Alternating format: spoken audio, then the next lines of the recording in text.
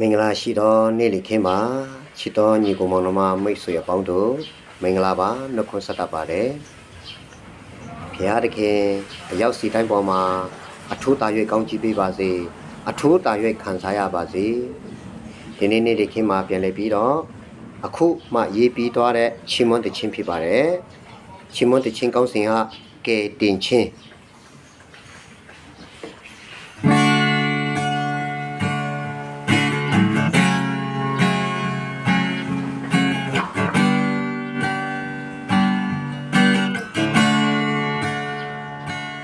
ကျွန်တော်ကကျမ်းစာလာဒီအတိုင်းယေရှုခရစ်တော်ကလက်ဝါးကတိုင်းမှာတေခံခြင်းတကြိုပြီးကျမ်းစာလာဒီအတိုင်း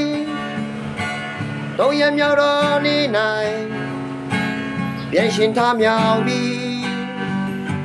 ကျွန်တော်နှုတ်ပြီးဝန်ခံသည်စိတ်နှလုံးထဲ၌အကျွေးမဲ့ယုံကြည်သည်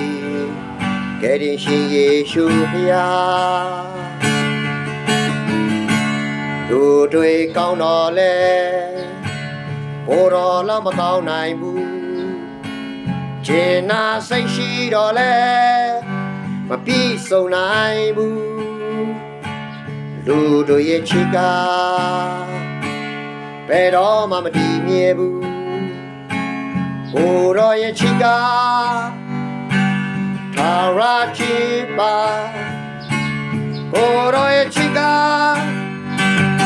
ဒီမလွန်နာလက်ဝါးကတိုင်းမှာကျွန်တော်တဲ့တွေ့တဲ့စတေးခဲ့တာကိုယ်တော်ရှင်ယေရှုဖျား